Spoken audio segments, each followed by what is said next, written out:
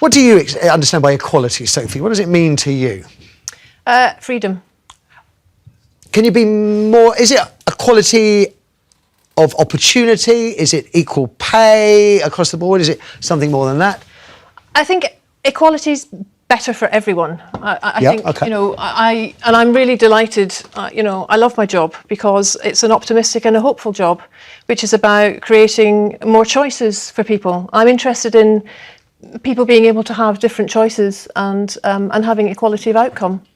Aha, well, so you're going to have choices and equality of outcome. What if people choose different things, which is what they've been doing in Scandinavia?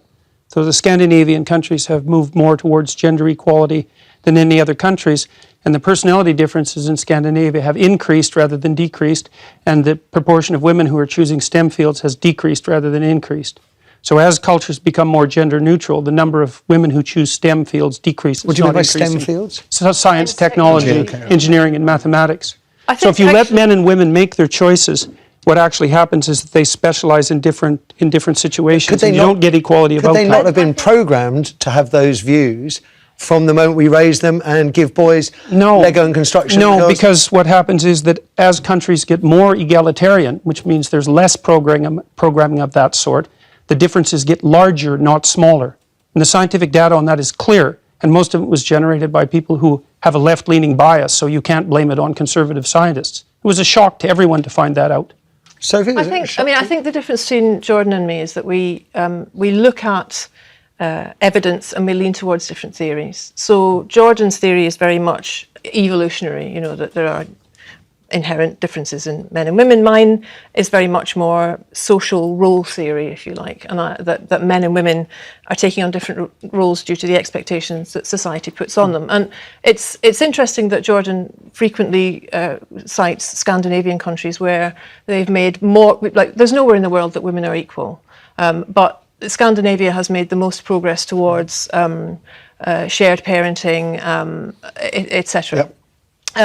That said, it's not done yet. There's nowhere in the world where this is done yet. But it's having the opposite effect that the gender equality types predicted. Opposite, not the same. And it isn't a theory, it's actually data driven by tens of thousands of surveys and the best scientific literature on the topic. It's not a theory, and I didn't come about it because of my political perspective. I looked at the data. What it showed was that as countries become more egalitarian, the differences between men and women grow. They don't shrink. So what I'm interested in is data and analysis as well, and I'm particularly interested in the ones presented, such as the ones by the University of Southern California, which discovered that change towards gender equality is actually being slowed by beliefs that are legitimizing social inequalities on the basis of sex. And I'm also interested, I mean, like Jordan, I look at the data and I look at the studies, and I'm really also very much interested in studies like the analysis that was done by the American Psychological Society, which looked at 45 analysis of whether there's sex difference over 20 years. And its conclusion was that men and women are basically alike in terms of personality, in terms of cognitive ability, in terms of leadership. But what it did find was that media depictions of men and women as fundamentally different perpetuate misconceptions, as does workplace bias. Oh God, so it's my fault. So, no, well, you know, you're leaving soon. It's okay. Men and women actually are more the same than they are different. But the issue is that small differences at the population level can turn into very large differences at the extreme. So, for example, men and women are broadly similar with regards to aggression, although men tilt a little bit more towards aggression. So that if you picked a random person out of the population, male and female, and you guessed that the male was more aggressive, you'd be right 60% of the time.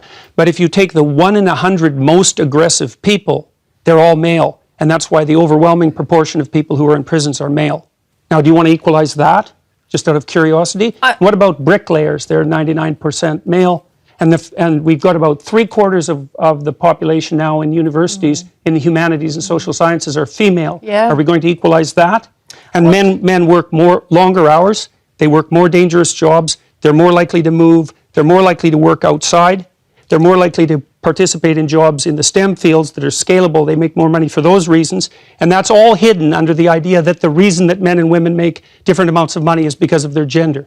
It's a very simplistic analysis, and trying to Michael, address I was just going to say, Sophie, can you come back on that? What I'm trying to equalise is opportunity and choice. Fine, let's And equalise you choice. agree Absolutely. on that. But we won't get equal outcome that way. And I think that what happens then, nobody knows, because we've never done it yet. We do know. But We I know think what's happened in Scandinavia. But it's not fully got there yet. No, but it's going in the opposite direction that everyone predicted, and strongly. I think one of the things I loved about Jordan's book, which I speed read last night, so forgive me, Jordan, I've not read every line.